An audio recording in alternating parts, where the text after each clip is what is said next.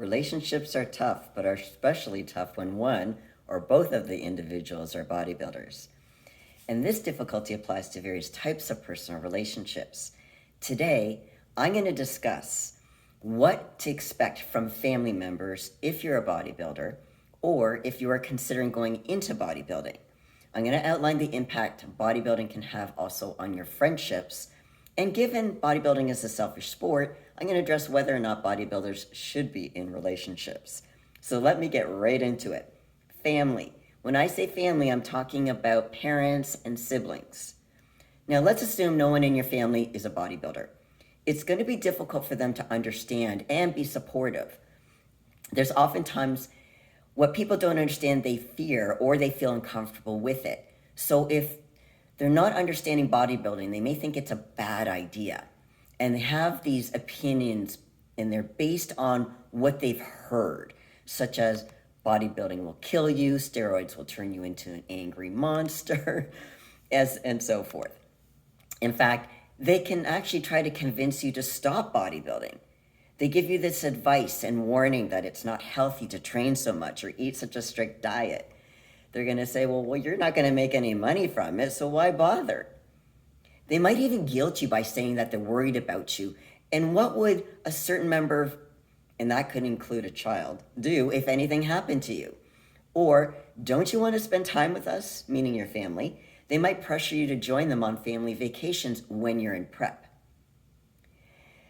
They're also likely to make comments about what you're eating, or more specifically, what you're not eating. Be prepared for answering the same questions repeatedly, such as, why do you have to eat that way? Can't you cheat on your diet just this once? One dessert won't hurt. We won't tell your coach. I've had that one. You train too hard. You shouldn't be sore all the time. You should take a break. This is a tricky situation because obviously we don't want to upset our family members, but if you have a passion for bodybuilding, stand your ground. Like anything in life, others may not agree with your decisions, but they should respect them. And they're also bodybuilding positive. So keeping one disciplined, you're structured, you're goal-oriented, it gives you direction. Now, some people do make money from it, whether you're selling t-shirts or you're providing content to educate or help others. Now, as far as the exceptions to bodybuilding, so when you might reconsider bodybuilding, you might actually have to reconsider it either at this time or permanently, depending on a few factors, such as if it impacts your ability to make money and pay for your bills or to support your family, as an example. Another example is, as a parent, if you're not able to live up to your parental obligations, and when I say parental obligations, I don't mean just driving the kids from point A to point B, but truly being there, communicating with your kids. Also, if you're not able to be there truly as a solid partner. Now, I'm going to explain the partner relationship a little bit later on in this video. I just want to talk about family. So some may understand and some may not. You might have to educate them. And even if it's to get to the point of basically agree to disagree. When it comes to friends, there's going to be two sets of friends. There's going to be a set of friends who have similar lifestyle to you. Meaning, now I don't mean that they have to compete, but it might be that they're into fitness or they value fitness, so they go to the gym. So they're going to be like-minded in that respect. There's also going to be a group of people who are not into fitness, that they may not understand that you've had to say no to their invitations to, let's say, go out for beers. And you're likely to lose those type of friends. They can't relate or understand why your life would have to revolve around your training and your eating schedules. Now, it's understandable that some friends will like to stay up late, and they don't understand why you want to be in bed at a decent time, as you'll be up, let's say, early to do your fasted cardio, or that you just want to get some good sleep so that your body can properly repair and you can build muscle. So whether it be in bodybuilding or other situations, it's common for people to grow apart, to move on from certain friends. Others might even accuse you of being selfish because bodybuilding is often referred to as a selfish sport as you're not spending time with them. They're taking it personally again because they don't understand. Now, you can try to explain the bodybuilding lifestyle to them. Some people are more open-minded about this. They may not fully understand, but they will respect your decisions. Basically, they're saying if this makes you happy, they're cool. They support you. But you will lose some friends. The bodybuilding lifestyle is not normal. And in that case, you will have to develop some new friends with similar habits and a similar lifestyle. Other relationships. What about your significant other, a boyfriend, girlfriend? Should you have a significant other if you're in bodybuilding, given that it's a selfish sport? My answer to that is that it really depends on various factors. One of them is communication, and this is so vital because it helps to set realistic expectations on both sides so that there's no surprises later on. Consider your partner's wish to spend time with you. Can you ensure you devote time and attention to your partner in your off season? Can you make conscious efforts not to take out your prep stresses out on them? Can your partner handle not spending time with you, or that you may not feel like communicating much at certain stages of your prep? What if you are, let's say you have a social media following. Discussions from each side should be discussed on what they are and what they're not comfortable with. So let me give you an example, like attention or DMs from others. Depending on your partner's stance, may influence your decision on whether or not you wish to continue in that relationship. Discussions on other aspects of competing should be discussed with your partner as well, such as spending time to be on various bodybuilding podcasts, traveling for shows or guest appearances, or sponsor contractual obligations. That means less time for them, and they'll have to be able to accept that. The bottom line is, can your partner agree to dating a bodybuilder with their lifestyle and everything that comes with it? As the bodybuilder, how well do you know yourself and what you can realistically give to your relationship? Can you contain your moodiness?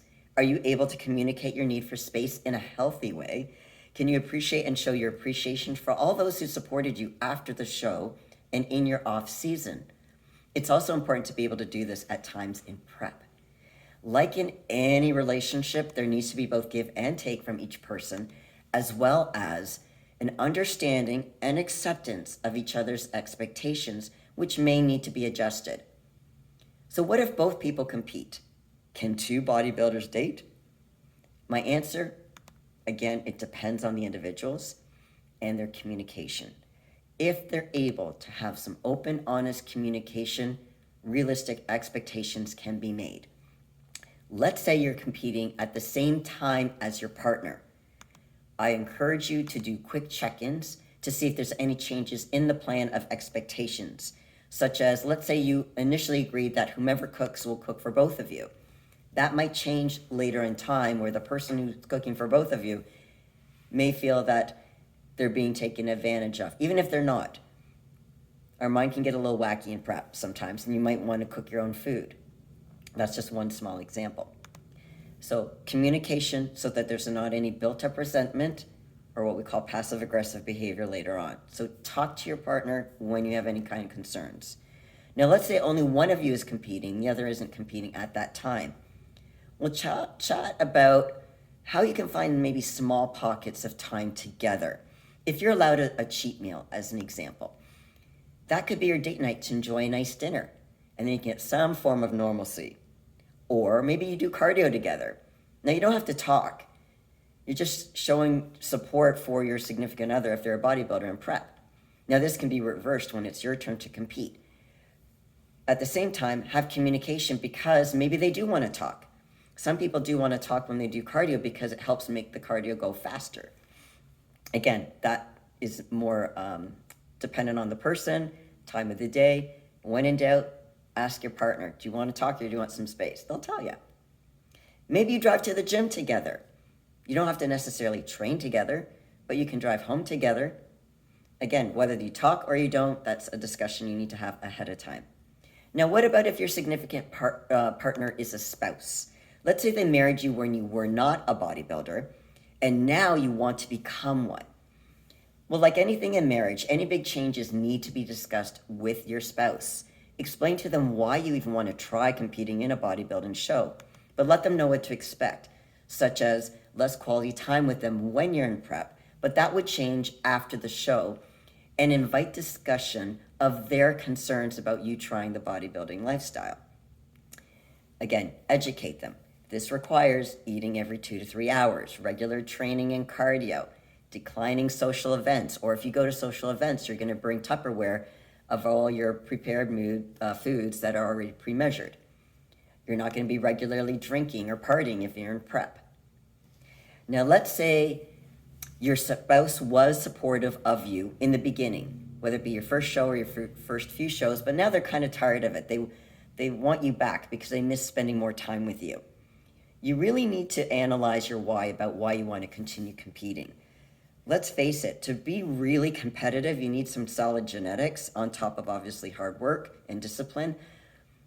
Are you going to sacrifice your relationship for bodybuilding? It's hard to find, if you have and by the way, there's no such thing as the perfect relationship, but if you found someone who is a solid person, who gets you, and you get them, and you have a really good synergy, you work well together, that's hard to find. You can still live a bodybuilding lifestyle and not go to the same extent of how strict they go if you're competing. So I'm not saying don't be healthy. You can still be fitness oriented, but not necessarily compete. And that way you can still juggle both. If you don't have a great relationship and bodybuilding is something that gives you solace and gives you a lot of reward, then you may want to rethink your relationship. But what I would recommend is that you speak to someone professionally to help you make this decision. And oftentimes, like doctors, there's a difference between seeing a doctor and seeing a sports doctor. Because this is related to bodybuilding, I'd recommend you see someone. Myself, as an example, I'm a registered psychotherapist. I'm also a bodybuilder, so I get it. And I do recommend that you find someone like myself who does get it if you need some objective help with analyzing your situation about whether or not to leave your relationship. I also want you to be aware of some threats to relationships in general. Be aware of the highlight reels on social media posts when it comes to other people posting their relationships. So what do I mean by that? When you see how happy a couple is on social media, avoid comparing your relationship to them. Again, these are highlight reels.